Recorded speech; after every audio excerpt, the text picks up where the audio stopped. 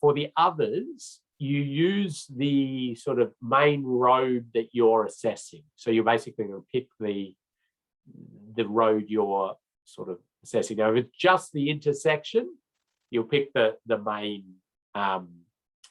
the higher of the volume roads to do that, if that makes sense.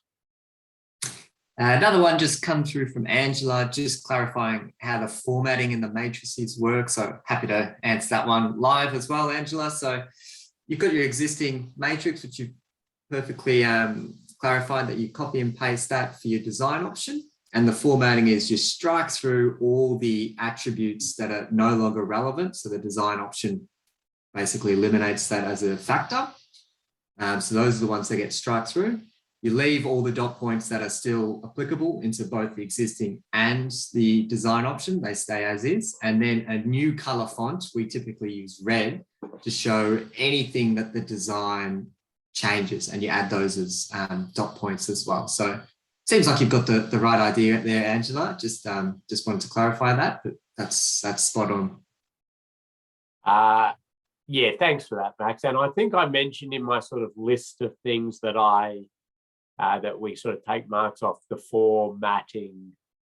Or maybe it was a bit harsh on that. I just sometimes, people will have just things that make it sort of almost unreadable, where they have one of the columns of the table they've squeezed down, so it's this little column that, and so just to make it readable is the other thing. I mean, that's just general putting a Word document together, but yeah, the stuff that Max said there is the really important stuff, and the other stuff is just readability and presentability, which is not going to be a lot of marks off if it was badly formatted from that sense. But yeah, good question. Thank you.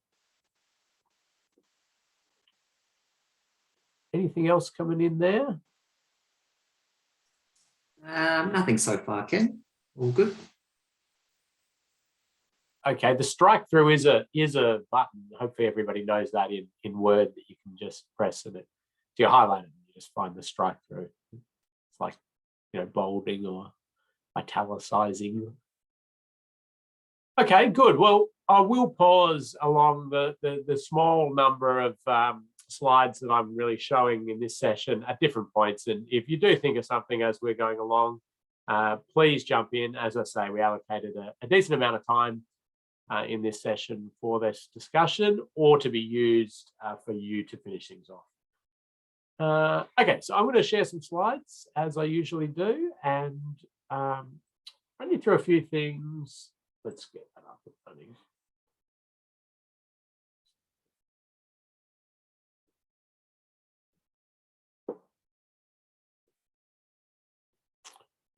Okay, final session. So this session, we want to have a little bit of a discussion about some of the benefits of safe system assessment. So as you finish this course and you're out there and you can promote safe system assessments and help people do them and talk to your clients or your colleagues about the advantages of doing it, we just want lots of people going through this process in their projects. And we really want it out there in not just road safety projects.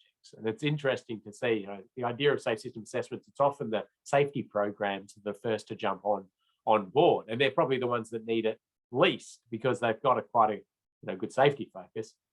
Whereas the public transport, the major projects, the congestion easing program, we really want them to start to get safe system assessments done as part of their project. So we're injecting that safe system thinking into projects and people that may not think exactly in that way. So we want to then track the process of a safe system assessment within an infrastructure project and how that sort of happens, and explain the difference between safe system assessment and a road safety audit. And just so that's a common thing that'll come up, I would guess, as you go out there and start doing safe system assessments or offering them or talking to people about projects and why they should do it. They'll say, well, we're going to do road safety audits, so that'll cover off all of that. We can have a bit of a chat about why that's not exactly the case. Okay. Jump in with your questions as I go. As per usual, Max will either answer them straight away or we'll feed that info through to me. What I want to do is start by showing you the independent evaluation of 35 safe system assessments on big projects. We're talking major projects here. And this was evaluation was undertaken by Blair Turner, who's a New Zealander. He works now at the World Bank. Yeah, so there's 35 major projects. So I'm talking like big town bypass projects, big new freeway link projects, big major arterial duplication jobs. So some pretty whopping stuff here. And what Blair did was to use a crash prediction model and a 20-year crash period. Well, that's what I'm showing you, the 20-year crash prediction period. And I'm going to spend a little bit of time just walking you through this, but giving you some insights into what this information tells me. So the first thing to look at is we've got fatal serious injury, or you might call it KSI, killed serious injured. That's the number of people predicted to be killed or seriously injured over the 20-year period. If there was no project done, these projects are not done, so they're using the existing road network or the existing A to B way that they're traveling without whatever it is. So if there's a town bypass, it's going through the town. And you can see there 7,900 serious injuries, 344 fatalities over the 20-year period in these 35 project areas. The designs that were done by the big design houses, and they were produced, and they brought things down to 6,700 serious injuries, 286 fatalities. I think 30 of them were subject to feasibility stage road safety auditing, or the earliest stage road safety auditing, and those had been incorporated into the design. Now, admittedly, this is sort of 4 years ago, maybe. So I think the designs produced now would be different, but nonetheless. And then the safe system assessment was done on that early design. And we see there that the highest alignment with safe system principles, taking into account some of those things we talked about, the function of the road, what they were trying to achieve. So somewhat realistic stuff that could be done, brought the numbers down to 3,890 serious injuries, 167 fatalities. And then the project looked through all those suggestions and ideas and changes that are possible, and they said, yeah, we can do some of those. We can't do them all in their different projects. And it went back up a little bit to 5,298 serious injuries and 227 fatalities over the 20-year period. So this tells me quite a story. And the first thing that it tells me, let's go back to the start. First thing it says is, to me, is that the designs that are produced improve road safety. So that's, it's good to know. The next thing it says to me is that there's a huge amount more that we can get if we push and do these safe system assessments and adopt all of these things. This gap between here, that gap there is a really fascinating gap in my mind. And it's complex as to why, this is what we suggest, and then the project mulls it over and says, this is what we're going to do. Now, it's a combination of things, including the the understanding of the project team in terms of treatments, or their perceived community objection to things, the funding, the cultural heritage issues, the environmental challenges. You know, it's a whole raft of things, the politics, the you know, maybe standards and guidelines that are lagging in terms of they're getting updated, and do you follow that, or do you deviate from standards or guidelines, and you know, oh, that's not the way we do things, and all that sort of stuff is mixed up in there. But this one, I suppose, is just the immediate value of just going through the process of a safe system assessment. So it's all stuff that can be done in the project, and they accepted, and it wouldn't have been done without going through that process. Maybe a few little bits and pieces would have been picked up along the way, but you know, that's pretty significant for just an independent going through this process, above and beyond what the audits were picking up. Quite interesting.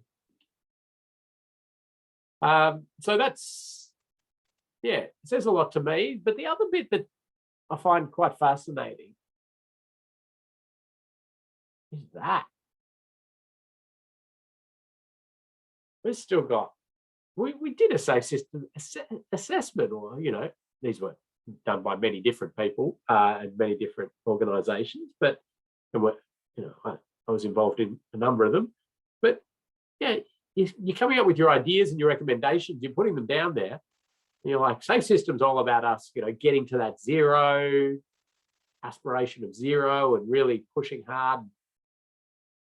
Like, why are we still getting such a residual of death and serious injury? And you know, when you delve into the way that they, you know, use crash prediction models, and you discover there's things in there that we don't have solutions for in our current suite of things that we're doing. And so you find that this, what we call the residual, this is the residual. We don't have ways to treat, and it's things like, well, motorcyclists appeared a lot in there. I mean, we've got things like underrun protection for barriers suggested, which, you know, gets adopted, but the physics of it just is still not, we're not able to manage the energy in a lot of crashes still for motorcyclists. And so it just, you know, that saying, plugged into the prediction model, you've done underrun protection and you've got, you know, some good intersection treatments, but it's still going to have a level of death and serious injury for motorcyclists. Also, some of the extreme driver behavior and things like that, that's not being captured with the suggestions. So, you know, we'd often in these, or quite a few of these safe system assessments had things like enforcement built in there. So, you know, addition of red light cameras, or provision for areas for enforcement activity to be undertaken. But again, the reality of it is that we know that people will still speed through there, or, you know, run red lights, or be chased, you know, the police chase scenario and these sorts of things. So what that tells me is that we need to continue to innovate as an industry. We need to work on these issues. We might need to go and delve into other areas that are sort of outside of our usual sort of way of thinking about road safety, like the social justice system, and thinking, you know, broadly about some of these challenges, because yeah, what we've got in our current toolkit ain't getting us to zero. We need to do more. The other thing, though, it gives me it gives me a bit of confidence that these are more realistic. It's a more realistic evaluation. If it was zero, you go, well, no, that's a bit challenging. Anyway, I think it's quite interesting, interesting output of the evaluation. Any questions on that, Max? Did people, or any comments, any insights that others are taking from this? No questions this far. Zero crashes can be achieved with zero vehicles, from Peter. Yes, that's true. It's a challenging conversation to have. Yeah, well, I always sort of talk about, the safe system is there to support a transport network of moving people and goods. So it's the supporting of the network, and I suppose decisions need to be made on what modes people use and the like. But yeah, anyway, good one for having a coffee and a long philosophical chat about that one, I think. Mandatory training for motorcycle licenses. Yeah, motorcycle safety is a really fascinating topic, and probably one of the areas where I think we need just huge enhancements across all the elements of the safe system. So it's the vehicles and the roads can pretty much eliminate most passenger vehicle crashes. So vehicle interventions and road infrastructure alterations to manage energy. It's all, you can plot out a roadmap or a path to pretty much zero utilizing that. Doesn't work for motorcycles. You really need to, within what we know and what we can sort of move forward with, we really need to engage with the rider. So there's got to be lots of rider emphasis and lots of, still vehicle stuff and exciting vehicle interventions.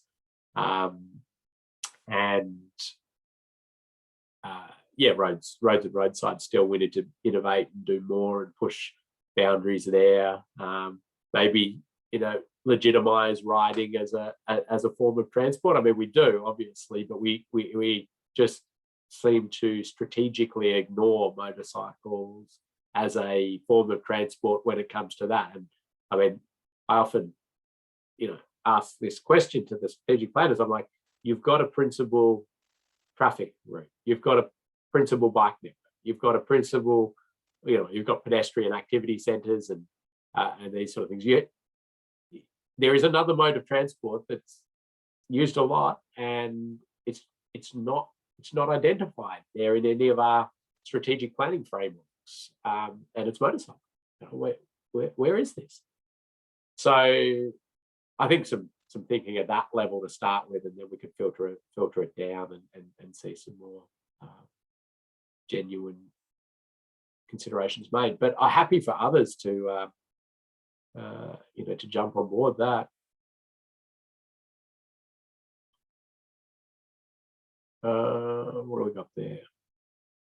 Yeah, so motorcyclists, 19.1% of deaths, serious injuries in New Zealand in 2020. So that's big, isn't it? I mean, that's a significant issue. And I dare say about 2% to 3% of the vehicle kilometres travelled, so very overrepresented. The idea of banning motorbikes altogether, they produce such a health risk. Yeah, I'm pretty sure if motorbikes didn't exist and people turned up with motorbikes to use on the road network, they would not be allowed. That's an absolute definite. But I think that actually most of the road network would not be allowed. So I don't get caught up in that debate. I say, well, we license motorcyclists, we register the vehicles, they are part of the transport fleet, and thus we've got to do more.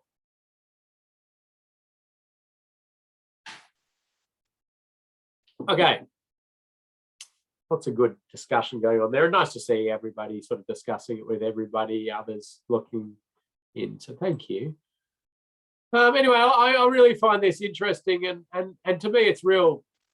This graph is real proof that these aren't just a bit of fun to do or the like that, they can provide a lot of value. I hope over time what we see is this. I've lost my little pen. What I want to see is this come down. So I want to see the designers in the big design production houses being really good at understanding safe system principles and integrating them into designs. I want to see the standards and guidelines being continually upgraded, updated and reviewed for the best safe system alignment and thinking. So I want to see that coming down. And I want to see this coming down, obviously, with us creating and innovating and coming up with new ways to treat things and changing society's view on things and the like. And yeah, obviously want this one to come down with more political acceptance of things, bringing community on board, more funding, and more capability and capacity across industry to deliver some of this stuff. So that's good, and maybe we see this come down a little bit as well with some of the wider interventions in terms of vehicles, and yeah, it'll mainly be vehicle technology and things, and maybe a bit of rider behaviour improvements. Jump in anytime, Max. I'm happy to take questions or elaborate on things, but I do just have a list here.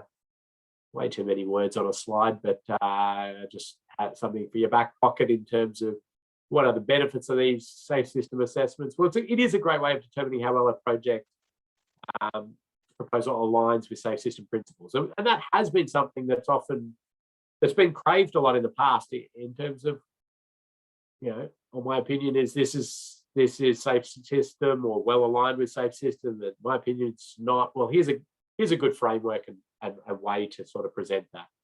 Great method for comparing project design options from a safe system perspective. And road safety audits are not a way to compare options. They're a way to assess each option and identify potential issues. This one, on the other hand, the safe system assessment is a great way to get that quantitative score and utilize that in decision making.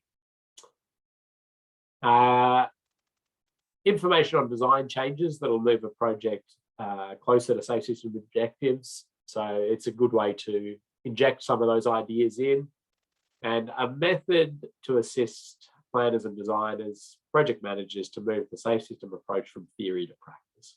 And that's been the struggle, isn't it? I mean, the safe system is a philosophy. It's these high-level principles and thought around it. What does it mean to us when we're actually doing a project on the ground, making decisions? And this is a tool to translate that into reality. And it's a really good basis for planning and design of road infrastructure. There's a few dot points for you. Now I'm going to talk some general process guidance, and I know that New Zealand's doing quite a bit of work at the moment trying to sort of say, how does this fit in with our projects and our investment guidelines or our business case requirements and things like that. And so it's good to see, and I think it's always valuable. So I'll talk at a more generic level as more things are produced by Waka Kotahi or others. We'll share them with anybody who's been through the course, just so you're kept up to date as things are released. Do keep an eye out for your Wallies today. The Wally might still appear. So generally, safe system assessments are better when it is the early stages of a project. And you might call it the feasibility stage or the concept stage or the optioneering stage or draft stage. These sort of early stages of a project before the fundamentals are locked in. The reason for that is hopefully you're discovering that the safe system assessment framework is a better facility for questioning some of the fundamentals, the intersection form, the alignment, the intended crossing point, or the facility, where is it going to be? So once those sorts of things are locked in, the road safety audit seems to be still a good process, and sort of seems to serve that particular point in time better. I think a safe system assessment would still be a good thing at some of those stages, but that's generally how we like to think about it. Let's get the safe system assessment done early on. Let's get input into those big decisions that are being made, and then let's make sure those the particulars of the project are done absolutely spot on with road safety audits. This slide probably changes over time, and I've kept it sort of as we originally produced it, as the Safe System Assessment Framework was new, to explain some of the differences. Road safety audits are getting better, but we still see some challenges. And New Zealand has some good road safety audit thinking, far better than a lot of the Australian jurisdictions, in just the way it's sort of presented with the safe system lens and focus on it. But I still think some of these are very valid to understand that they're different beasts here, and they serve slightly different purposes. I mean, the ultimate goal is the same: remove death and serious injury, but it's just slightly different. So they both look at the likelihood of crashes, and they do that in a wonderful manner. The severity of crashes, I say this sometimes for road safety audits. Now, those of you who are road safety auditors or utilise the Waka-Kotahi guidelines often know that your risk matrix has that squarely embedded in. But the reason I say that sometimes is that these outputs from road safety audits will often be so focused on the likelihood and just sometimes ignoring, potentially with recommendations, that severity. And the classic example is that new set of traffic signals in the in the higher speed environment, so 70 km/h road or the like.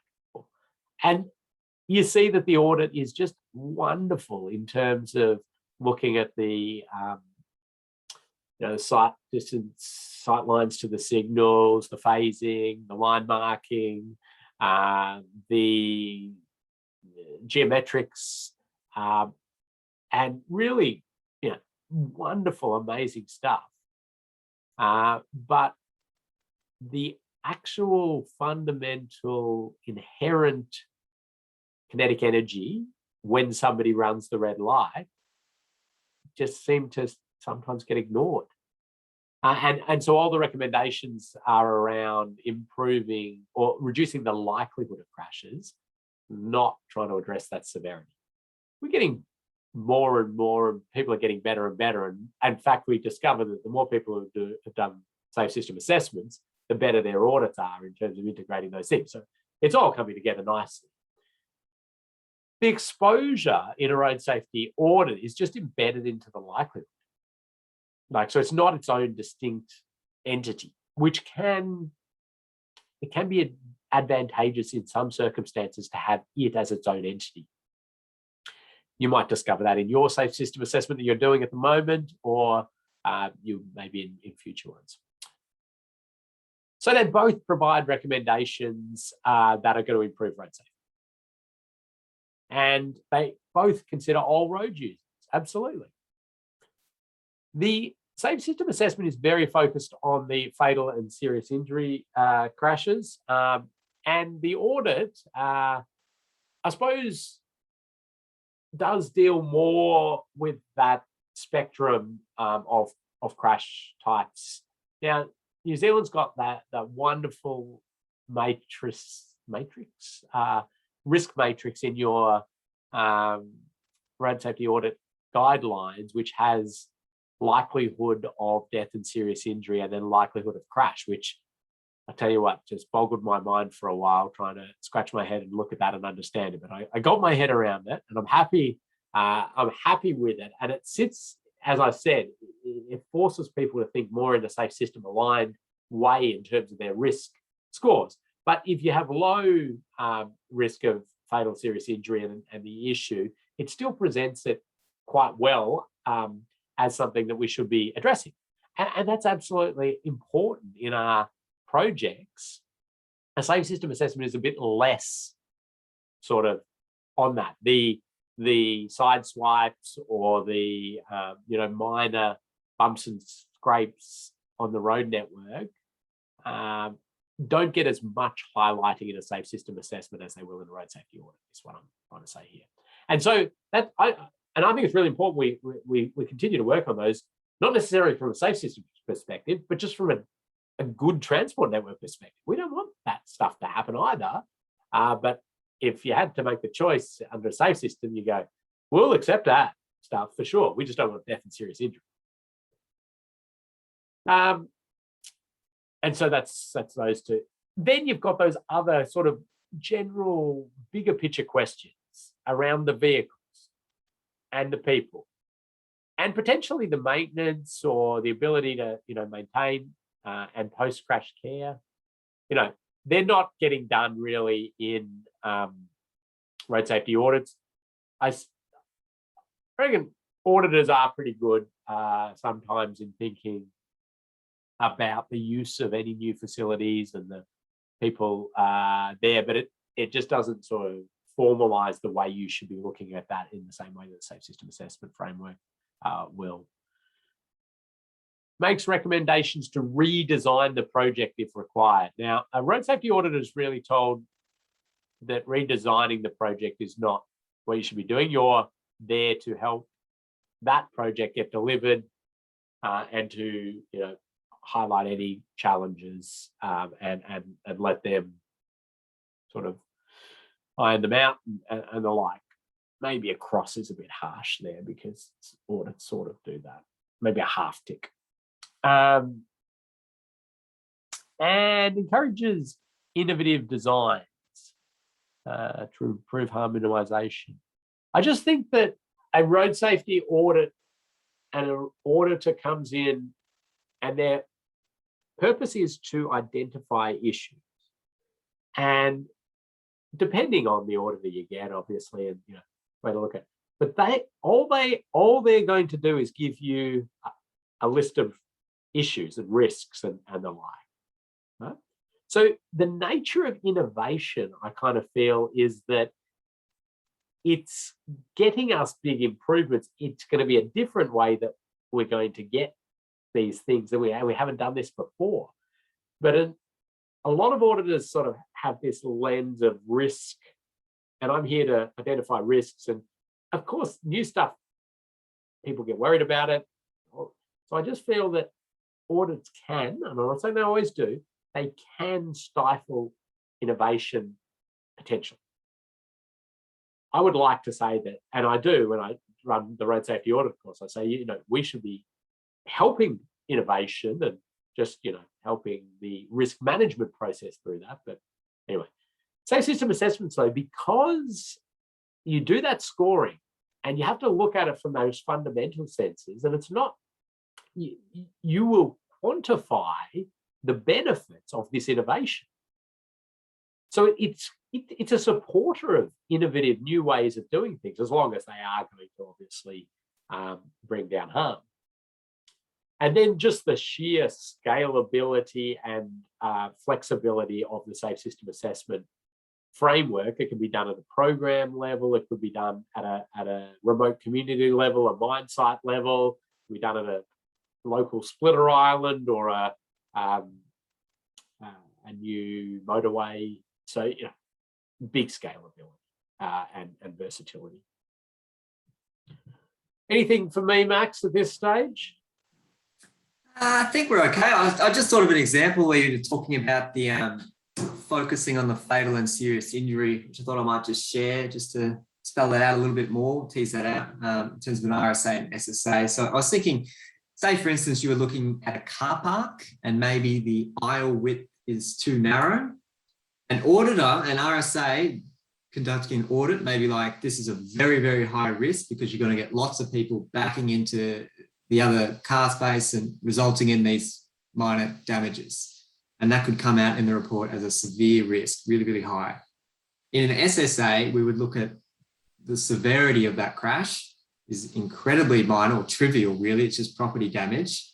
And it may not get picked up at all, or it may not be highlighted quite as much in the safe system assessment. So that's why, as it's kind of stipulated in that table, the tick is on the safe system assessment, saying that that focuses on fatal and serious injury crashes, and those kind of lower incidents may not be reported quite as significantly.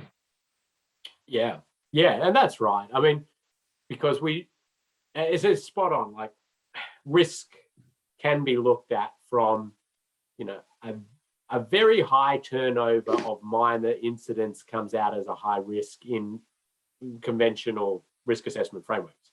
Now, the New Zealanders were better at thinking this through at a very early stage in their audit guidelines to force people into just thinking more into the higher severity stuff, but it still, sort of plays out that way. So yeah, it's a good example, Max. Thank you.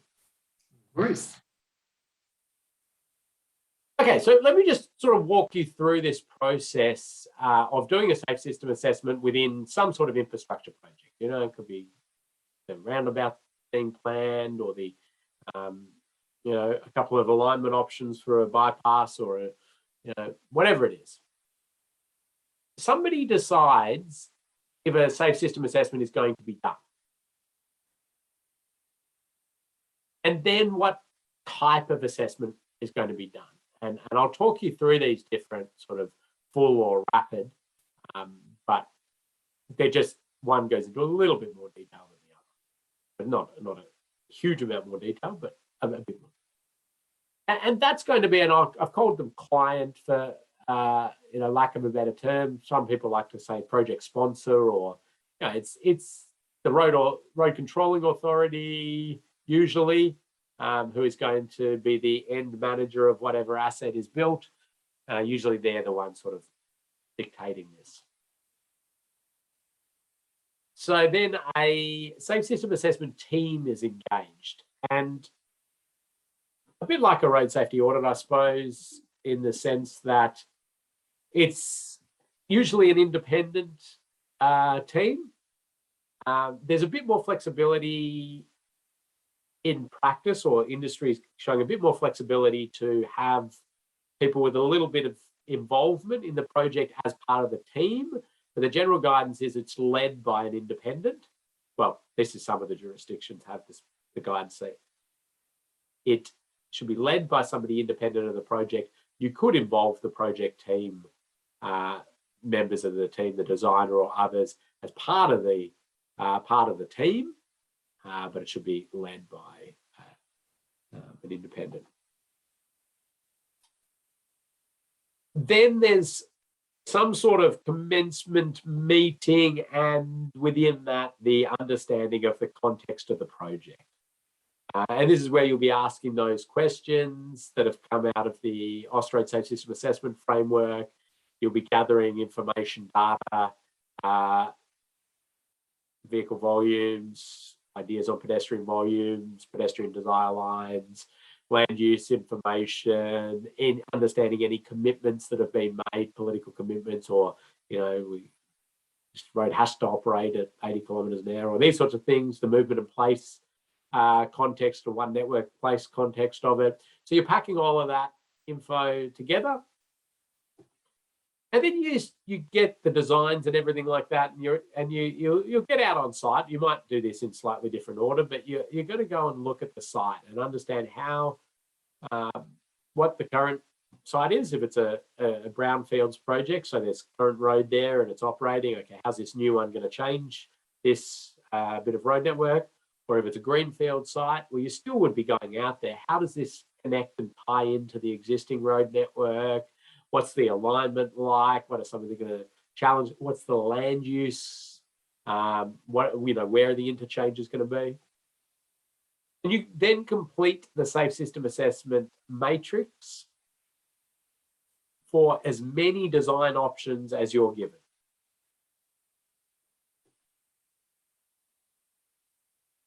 You consider those other elements of the safe system using those prompt questions from Austroads and anything else that you decide you want to include or investigate. Identify treatments, changes, suggestions that improve safe system alignment.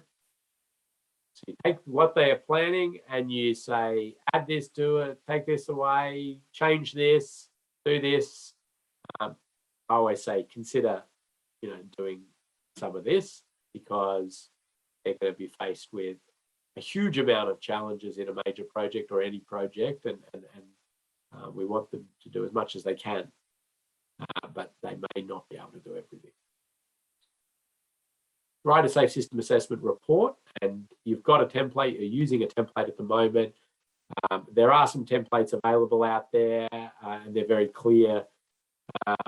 From the Victorian government, the South Australian government, Queensland government's got one now that you can take it, you can rebrand it with whatever your branding is. Just let's all, as an industry, use the same headings, sections, and produce generally the same thing. And everything is fairly consistent as we're ticking along, so that's good.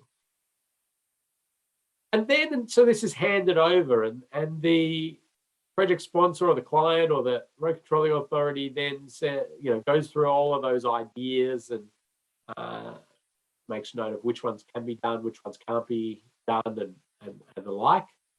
And then they amend the design to incorporate what they've said that they can do. Now, they don't necessarily need to hand any of that back to the safe system assessment team. So pretty much at this point, the safe system assessment team is really done. There's our advice report, and it's over to you. Now, what in practice often happens is that this is amended, the designs change, and they say, well, we want to know how good it is now. And so it sort of then will go back to here. And one final matrix might be produced. Maybe check if that impacts on anything else, if there's any extra additions that could be done. Second issue of the report with the final accepted outcome. And that actually provides quite a nice story often up the line to your management and directors and exec directors, because what you can often get is like this, you can do it in a graph or you can do it with just numbers, but you get sort of, something that might, look like that, maybe these, whatever it is, where you go, well, that was our original design, or our two options maybe, and we got it altered and we've brought it down to this level or this level. So you can sort of show them the steps that you took. We picked this one for this reason, but we've also then brought it even further down. I didn't really draw that well, did I? Anyway, you get the idea. It's a storytelling opportunity as well about you doing your project, doing the absolute best it possibly can to meet the Wakatahi or actually, sorry, not just Wakatahi, meet the New Zealand road safety strategy commitments of safe system alignment.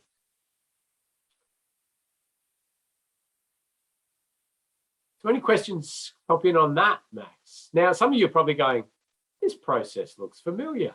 And actually it should look familiar to you because it's been, it's mirroring the road safety audit process.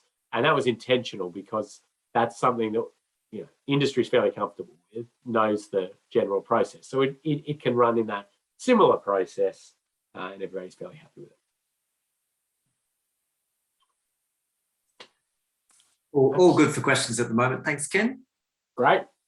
So I will show you some of the stuff other jurisdictions have got available, because you might like to delve in and use some different things if you like.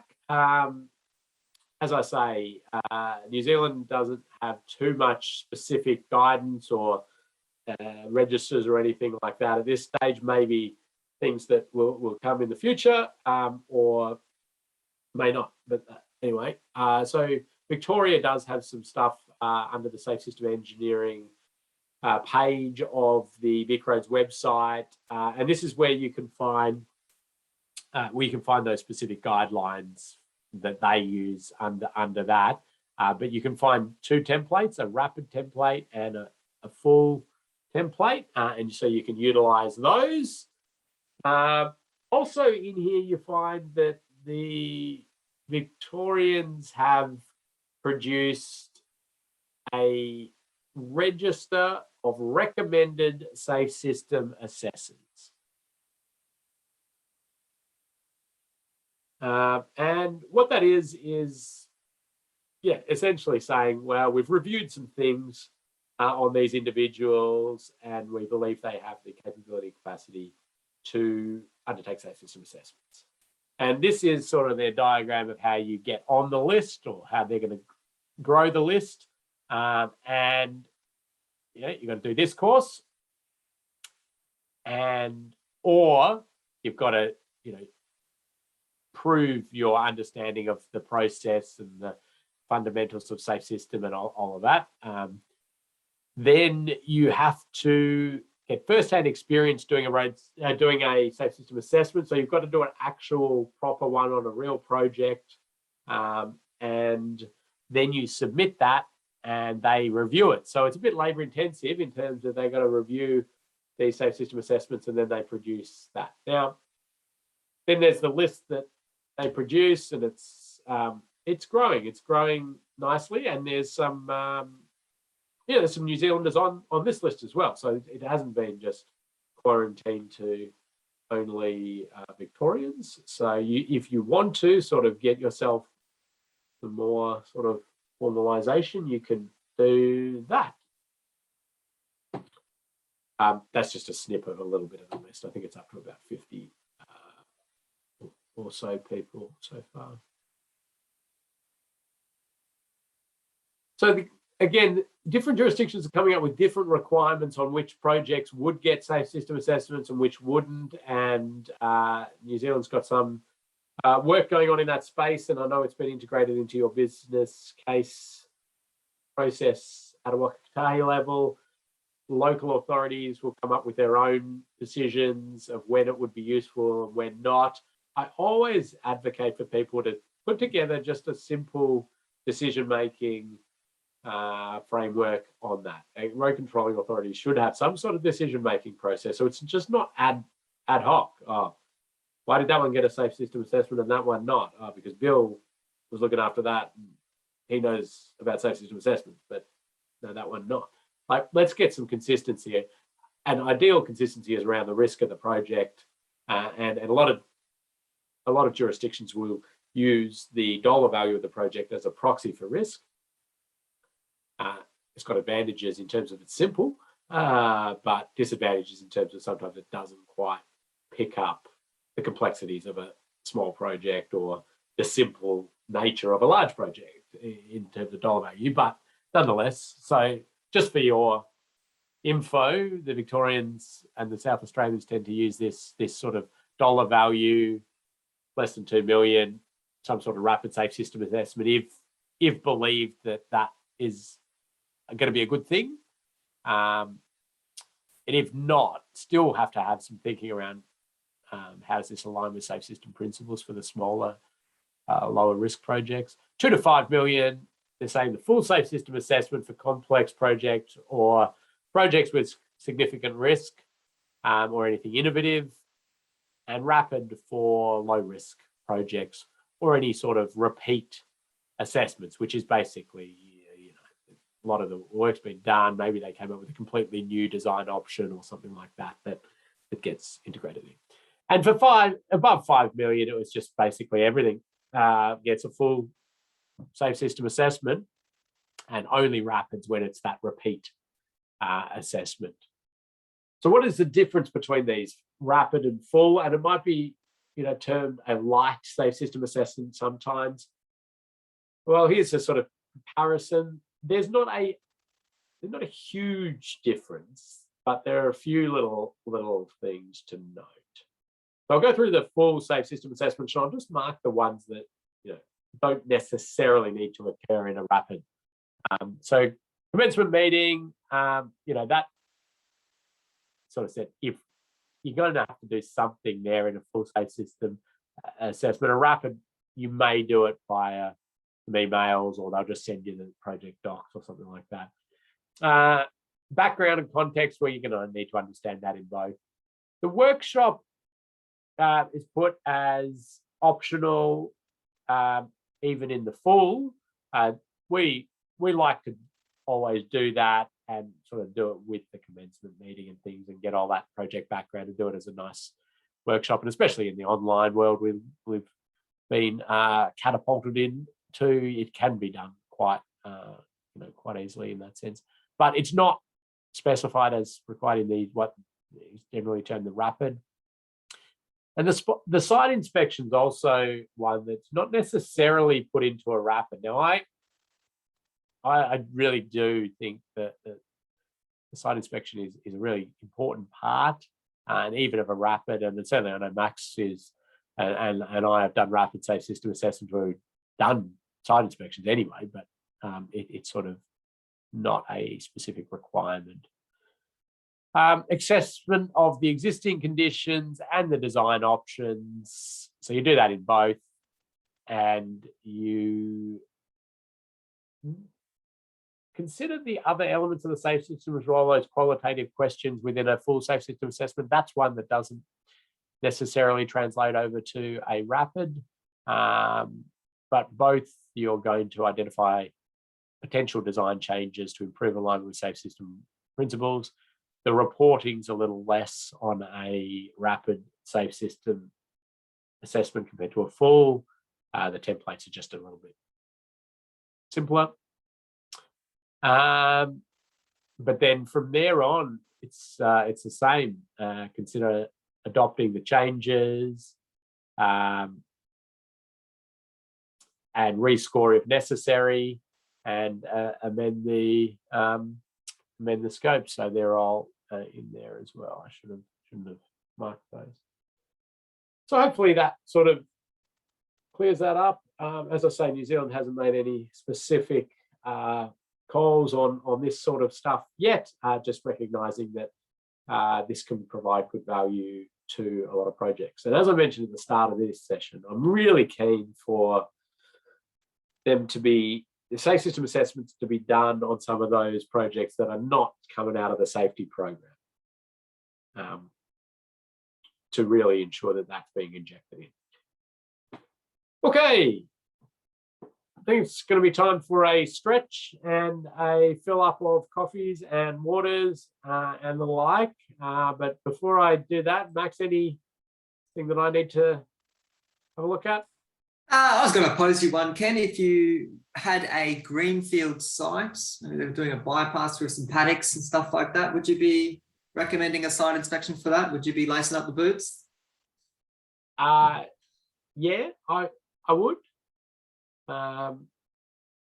because of mainly how it ties in and interfaces with the existing road network. It's you can't just build a road down the middle of nowhere. Well, you can build a runway, I suppose. It would be a runway if there's no access to it. But yeah. So it's really around the tie-ins is what I look at, and then sometimes stand in the paddock and sort of look at the, how the land forms and the like. But yeah, it's really tie-ins.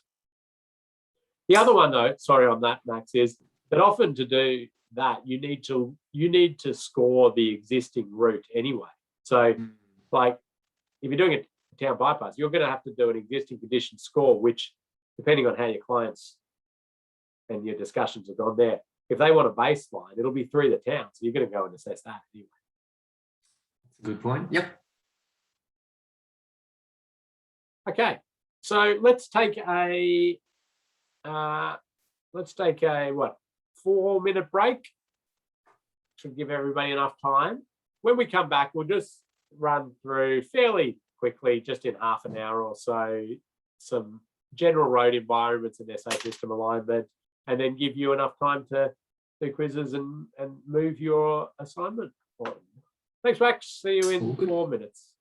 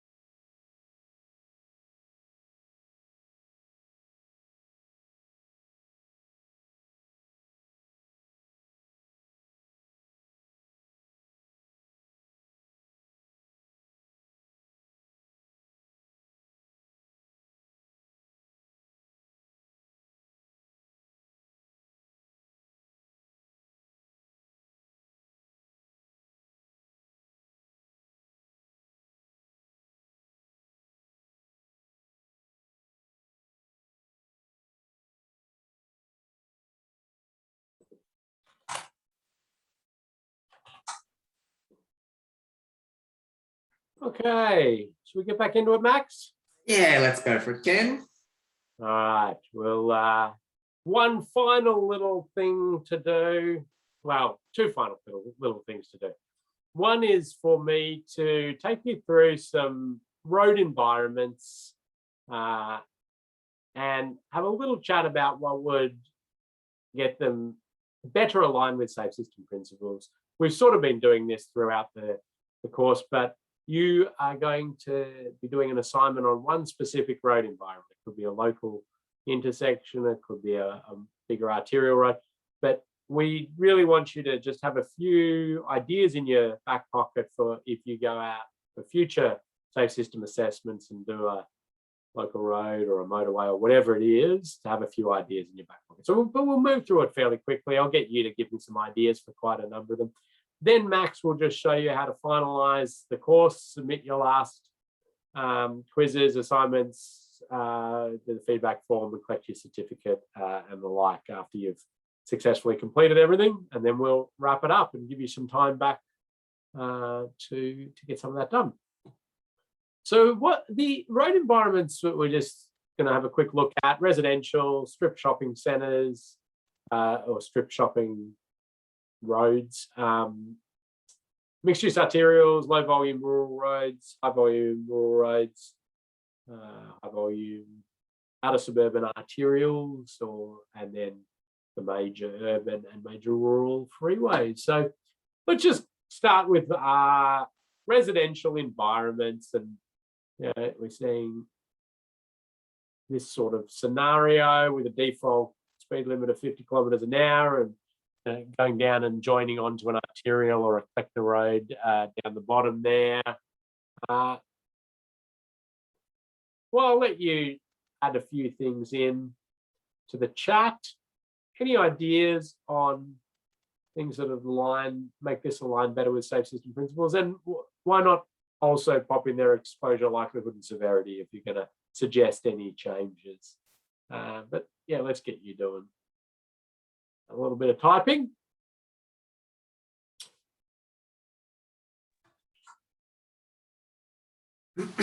Chance to win a prize as well, I reckon. Oh, we've got a few prizes still up my sleeve, Ken. So right. Well, you'll have to decide. How are you going to decide? Just ones that you like, or? I'll go for first in. So I've got Nihad there with lower speed. So congratulations for being fastest typer. Good. Okay. So we asked, okay, give Malcolm one as well, because it's always good to see people looking at that exposure as well. So Malcolm said, close the road off as a through road.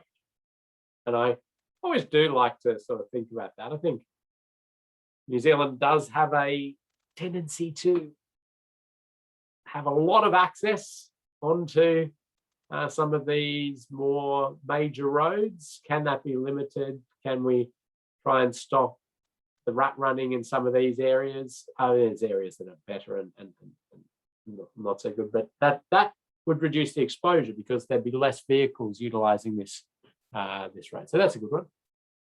But lots of other good ones here. Local area traffic management to reduce the severity. It'll probably also reduce the likelihood because we're really getting lower speeds, and that's going to reduce both the likelihood of crashes because more time to see, to avoid, and the like, and the severity is down if anybody does crash. Curb build outs. Yeah, lots of people trying to reduce speed, which is very very good. Yeah. Yeah, no, I like what I'm seeing there. Really, speed down in these areas is going to be the go.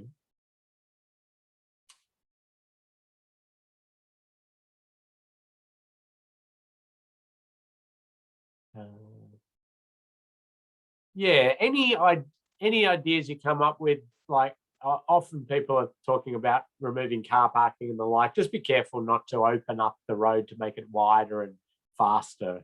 So if those sort of ideas, make sure there's local area traffic management getting integrated into it as well, or curb out stands, building it and slowing it down. So that's very good. Let's also always think about the wider elements of the safe system as well, and whether there's things that can be done with safer people, safer vehicles.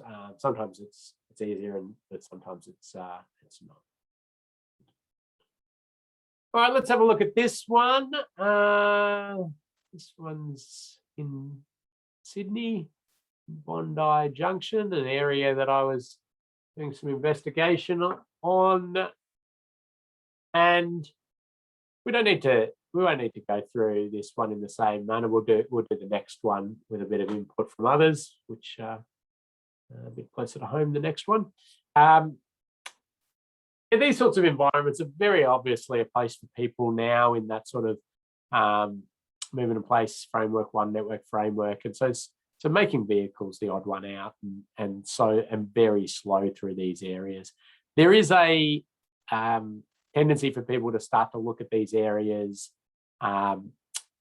through the old lens of it's a road and want to do things like, you know, fencing, specific crossing points, fencing.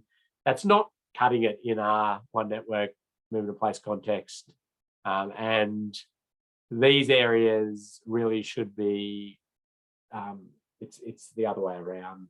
The cars should be the ones getting restricted and moved out when it's got to that point. So really, again, it's ways to reduce the speed down through the area, make it probably look less like a road, potentially shared zone the whole area, or make it, you know, very low speeds with complementary devices to ensure that speeds are down, which is going to bring down the likelihood and severity of crashes for pedestrians, which is going to obviously be our most significant risk road user in these environments.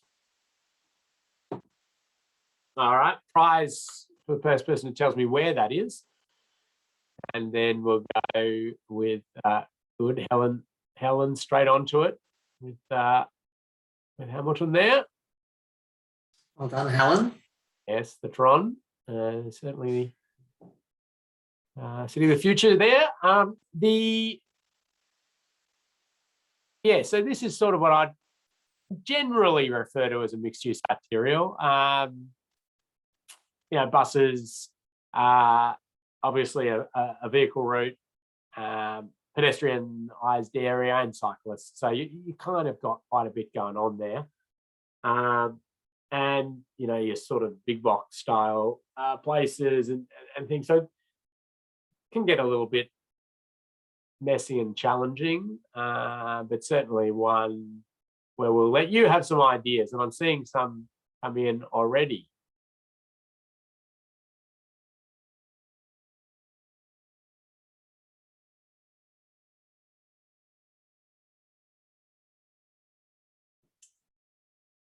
So while we see a few of those ideas come in, I think Angela's got a question there about, is that bike parking? Where should bike parking be located in shared zone? Max, you can answer that because you run our bike infrastructure course.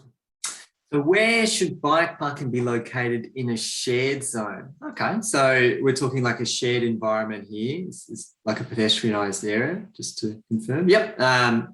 It can be used as almost an architectural piece then, and kind of dotted around rather than having it in central locations. And, you know, I suppose in those environments, you want to make sure that they're not looking like a road. And I think using those bicycle facilities as something that really separates that whole road look is a really good way to do it. So it doesn't necessarily need to be, you know, on one side of the road or in one particular location. I think actually dotting them around would be a good option.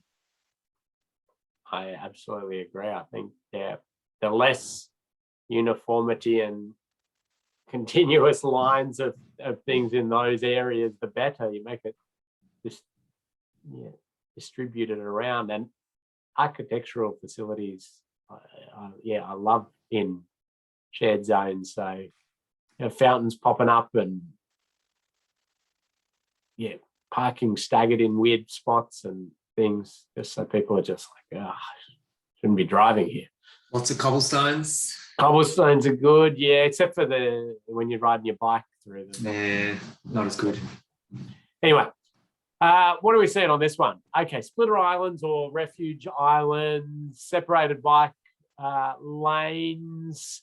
To do reduce the likelihood. That's right. I think that as in the categorization there is right in terms of likelihood.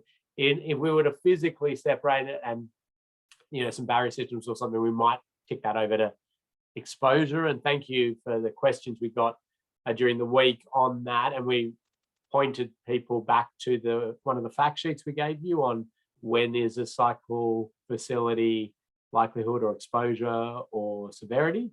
So have a look at that. So moving some of the parking off-road to create areas for those separated facilities is great. And some pedestrian crossings and some ways to try to manage speed through cushions or raised areas as well. And I think that's good. I think that we are in these sort of mixed use environments where I think some vertical deflection is not out of the question, and certainly with abilities to not have to use this route if you're traveling through Hamilton, that potentially can be considered to slow some of these facilities.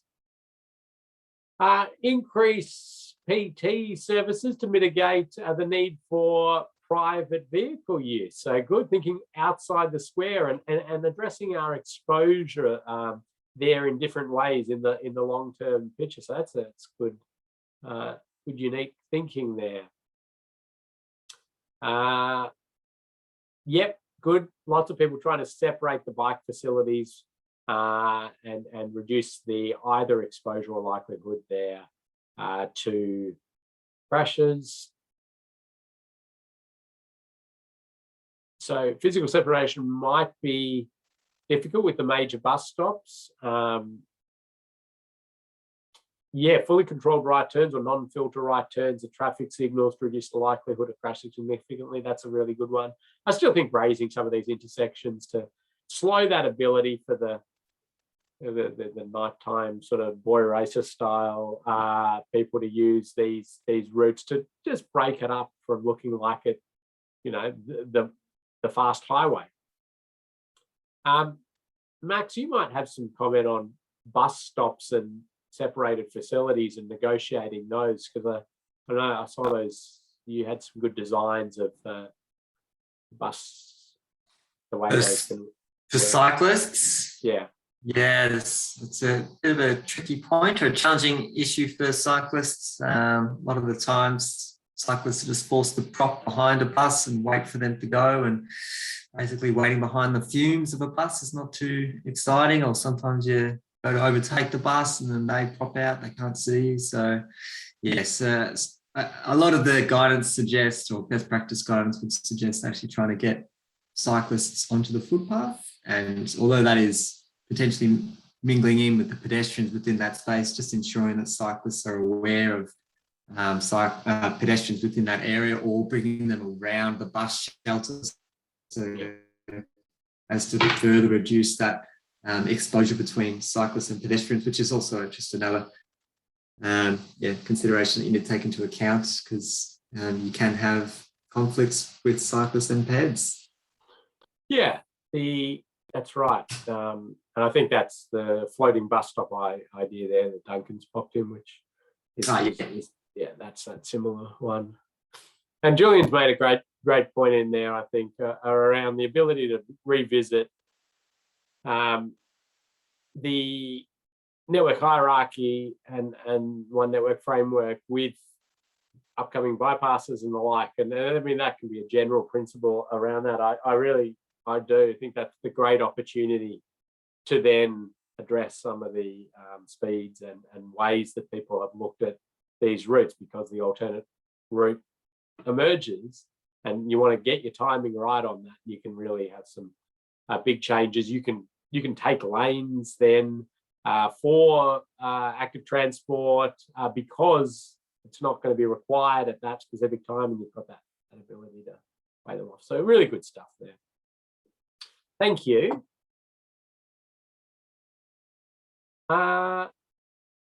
So these sorts of roads are going to be really, really challenging, aren't they? Our low volume, high speed roads, because the reason for that is around New Zealand, there's just hundreds of thousands of kilometres of this and lower standard, and then just lots of high-speed roads. So how do we do that?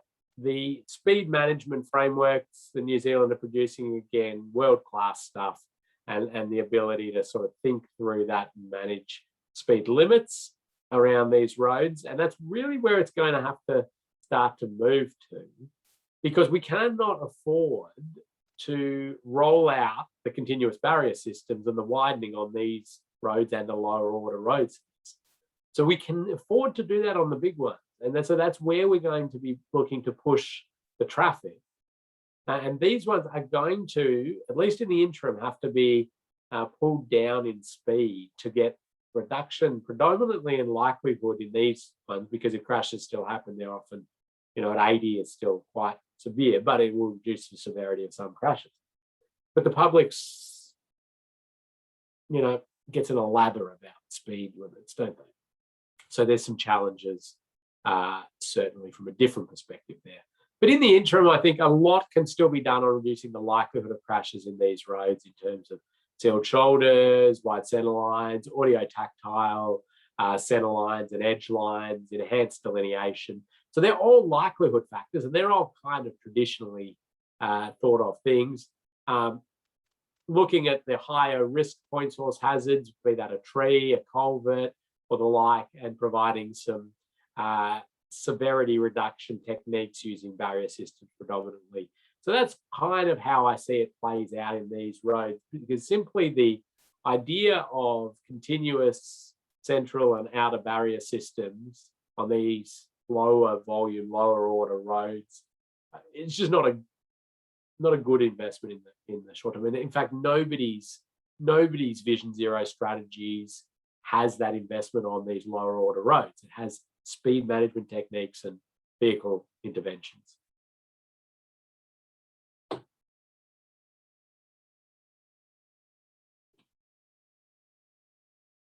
Then when we go sort of higher up in the road sort of hierarchy in these higher volume rural highways, so your state highway 1 and 2 and your bigger order roads like that, this is certainly where we are going to see those measures put in place to retain the speeds higher, but make sure that can be done in a highly aligned, safe system manner. And you're seeing it roll out a lot already on the New Zealand road network, being the central barrier systems, outer barrier systems, and creating that maybe 2+1 scenario where you have 2 lanes in one direction, 1 lane in the other, separated by a central barrier system, and then just periodically along the route swapping which side of the road gets the overtaking opportunity.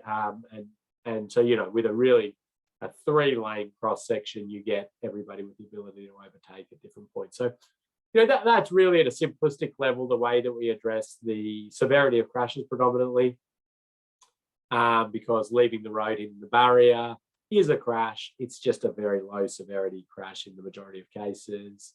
And we see just wonderful outcomes in that sort of stuff. And it's worth the investment here to ensure that speeds can be maintained higher and utilised for those routes.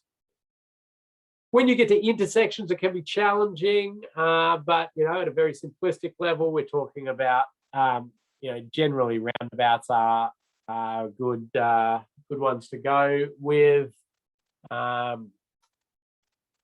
and if you are integrating that with the central barrier systems, it kind of can neatly work out if things align, that you can collect a few access points and a few minor roads, and then have them come down to a roundabout at an intersection and head back. Obviously, the practical operational challenges of that, and how far do you make people drive out of their way to U-turn and the like, that needs to be worked through on a case-by-case basis. But the theory is very sound there. Big intersections have roundabouts utilised as turnaround points, and of course slowing vehicles at these dangerous areas. So you get a wonderfully high aligned safe system area for your turnaround points.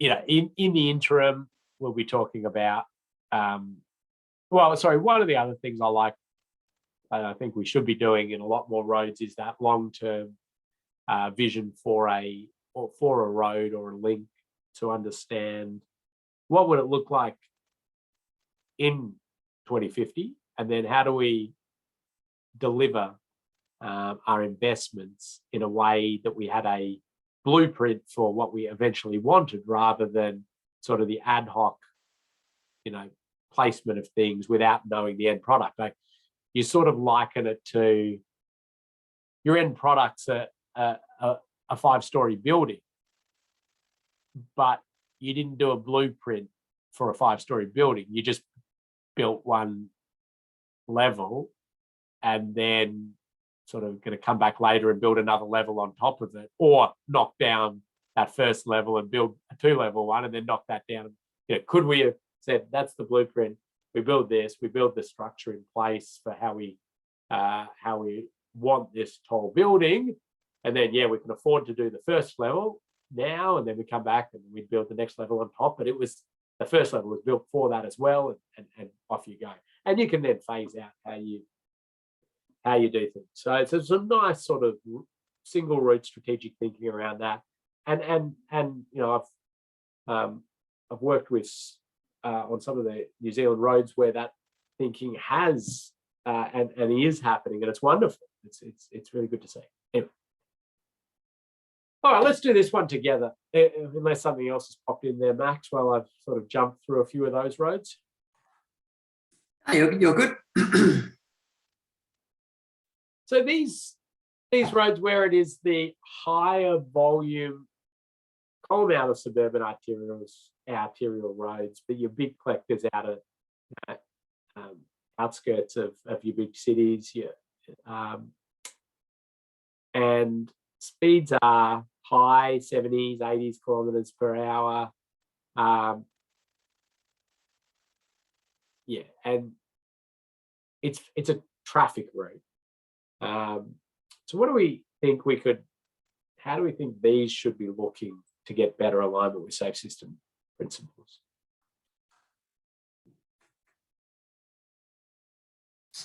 It's very encouraging to see separated cycle facilities in all of the examples that you've popped up, Ken, because New Zealand seemed to be very on top of that and how beneficial that is for our vulnerable road users. So good to see. Lots of great suggestions. Yeah, and I took this photo not actually that long ago, well, about 5 years ago, and I sort of just, it's 80 kilometers per hour. I put my head in my hands at the fact that there's a on-road bike lane, that's really not going to align well with safe system principles, in the sense that vehicles will leave their lane, they will strike that. Those speeds are just non-survivable for cyclists at that speed. But some really good other stuff coming in, isn't there, as well there, Max? Looking at the intersections and trying to say, well, can we address speed at those more major conflict points? And that's really good. Good to still think about, absolutely. Separating those facilities, closing off some of the turn options. Potential looking at the speed limit in these areas. People get obsessed by some of that in terms of keeping higher speeds and commitments and those sorts of things, but it's always worth that question. People wanting some roundabouts, which I do love the idea of roundabouts. I suppose some of these routes are getting traffic challenges, so they go with the signalisation, which is where a lot of others are putting in raised signalised intersections to try to cater for as much throughput as possible.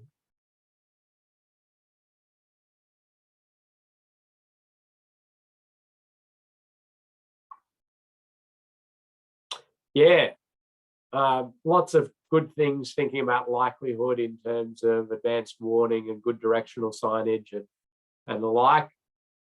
Underpasses, absolutely, those would be good stuff. So yeah, I think the group's very much, this is really just great confirmation for me that people are starting to think in these really good aligned safe system ways, understand exposure likelihood and severity, understand that we recommend treatments in the context as we've always done, but also with this lens of safe system over the top. So really wonderful stuff.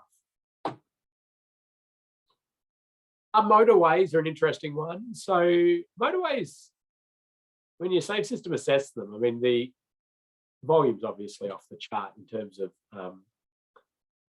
vehicles, but it can't go above a 4, so it's a 4, vehicles and the like. And the likelihood and severity of crashes is often quite low for passenger vehicles because they're very well designed and there's good infrastructure there to reduce likelihood of crashes. Because remember, we've taken the volume into account already, so that we're talking that individual likelihood of crash. And the severity, they usually come with the continuous barrier system. Admittedly, they're a rigid barrier system a lot of the time.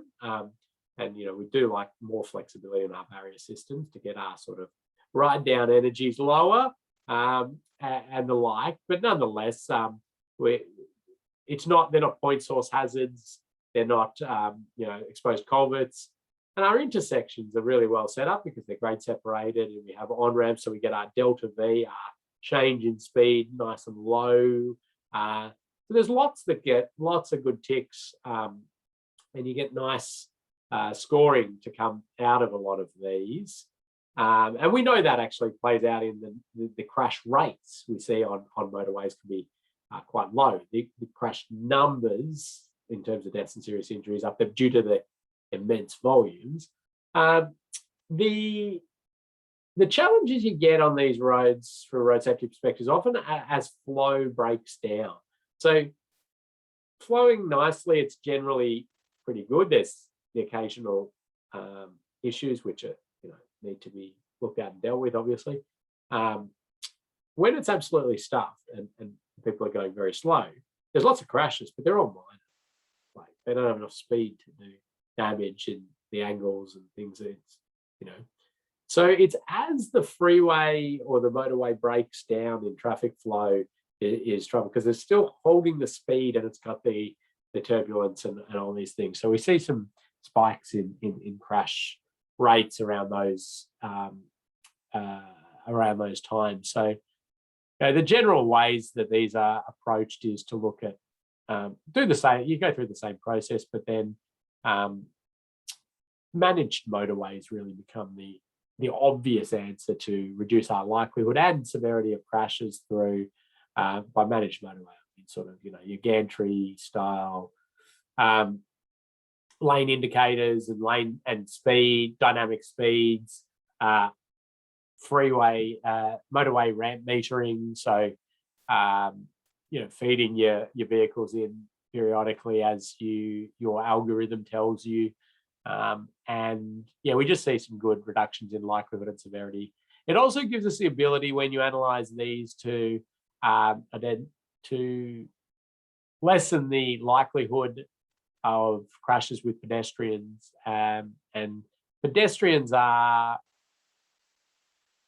surprisingly represented in motorway crashes, in the sense that people break down in cars or the taxis at 2 a.m. either kicks them out or they get out to, I don't know, go to the toilet or vomit or whatever they're doing.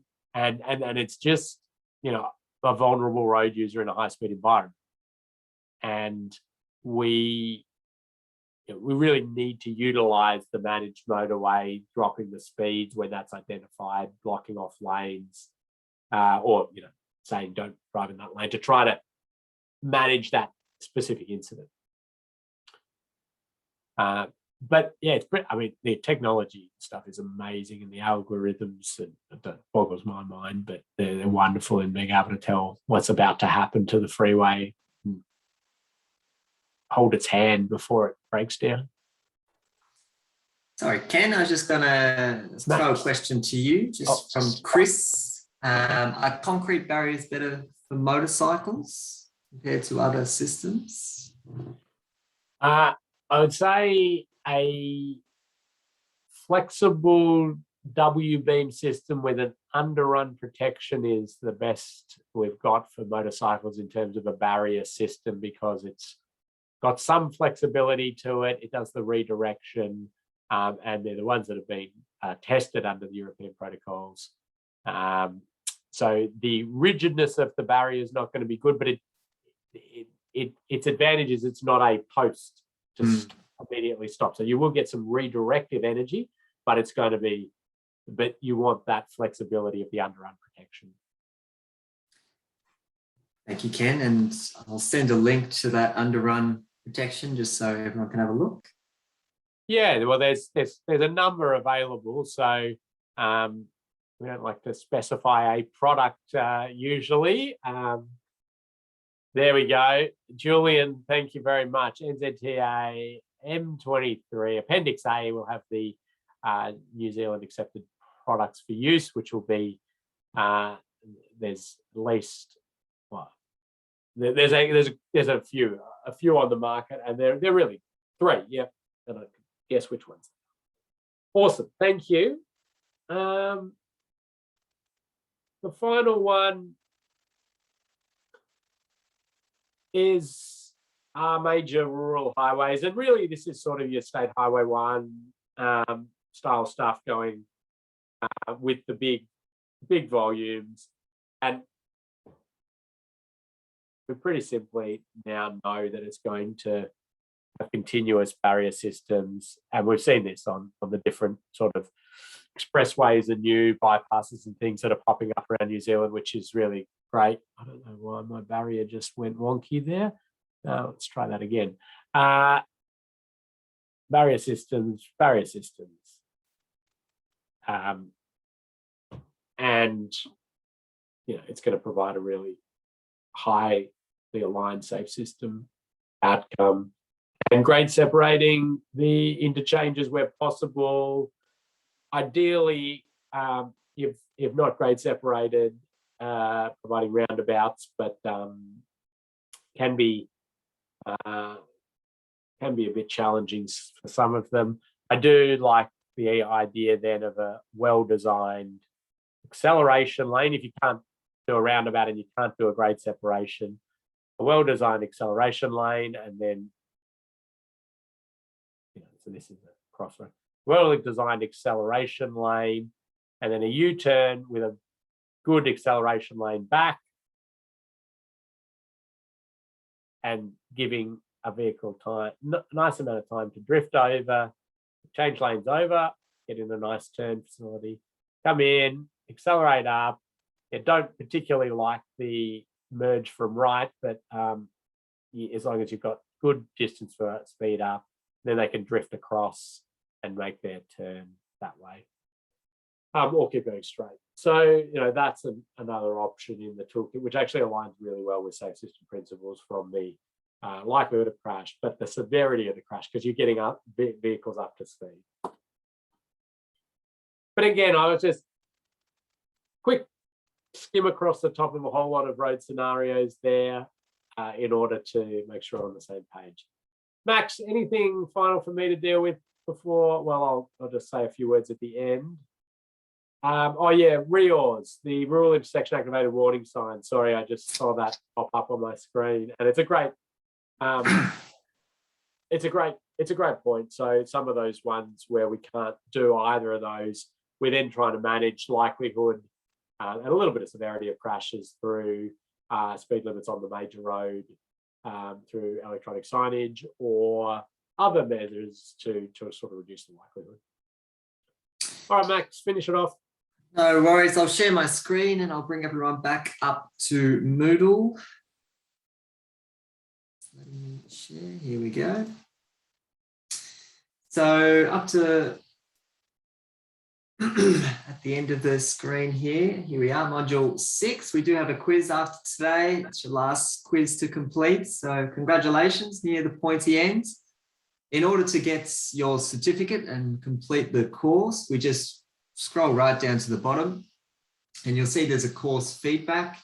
It's a very brief form just to pass on any comments that you have about the course and give us the opportunity to improve this, or any recommendations you have in that we could consider to make this more engaging, or any content that you think we should add to the course. It's all within there, as well as things like how the Moodle platform worked for you and everything like that. So very, very brief feedback form that we ask everyone to complete. It is actually required to complete before you receive your certificate. So it's a dependent activity. And then if you scroll down right to the bottom, there is the SSA certificate. At the moment, I'm unable to click on it because I haven't completed all my coursework. So all the quizzes need to have been complete, and you have to have achieved your minimum pass mark, which was 80%, as well as all the assignments. They have to have been complete and also graded at our end, once again, having received that 80% pass mark. Once all that's done and the course feedback is done, you'll be able to click on this SSA certificate, and that will send you a PDF copy of your certificate of completion, saying that you've done this course. We'll also post you out an actual certificate as well. And in that post, you will receive any of the prizes that you've won over the last couple of weeks. So we haven't forgot, we're keeping record of everyone that's been very engaged or incredibly good at trivia. You've got your name on a special sheet, and you'll be receiving a few prizes from us. So that will be in the mail shortly once we get all your coursework. Anything I missed there, Ken?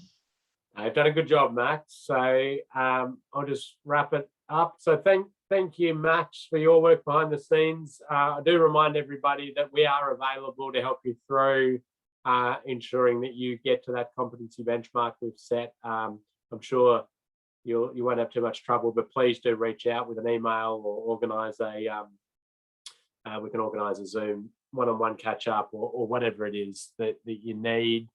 And yeah, just finally, I want to thank everybody. Thank you for taking the time to do this. I know you're incredibly busy and lives are crazy busy with everything going on. But to take time out of your busy schedule to really try and get a new tool in your toolkit to save lives and prevent serious injuries is really wonderful. And I'm seeing a lot of benefit from the Safe System Assessment Framework, but what we need is lots of people that are out there doing it. And so you're now part of the army of safe system assessors that can go and help projects get better alignment with safe system principles, to challenge things. If we see things, we've got to call it out if we don't think that it's aligning with safe system principles. It's a potential danger to others. So, wonderful work by everybody to actually take the time to do this. You've got a little bit more to do with your assignment and your quiz, but knock that off, and then share that information with others, that you have the skills and the capability to offer this, to do it. We certainly encourage you to put your certificate online in social media or whatever you use to say to people, hey, I've done the course, I can do this, I can help you with this, and make sure people know that. And of course, if you are going out there doing safe system assessments, or doing any projects, and you come across road safety issues where you want to know if others have any information on this, myself and Max are always happy to receive that email and just say, yep, here's a report we did, or no, I know it's a barrier issue in New Zealand, Julian Chisnell's your man, or whatever it is. We're here to help and point you in the direction. So thanks again. Spend this last little time on your Friday afternoon finishing off some quizzes and getting moving on that assignment, and keep in contact. Thank you very much. Fabulous. Have a great weekend, everyone. See you again. Bye.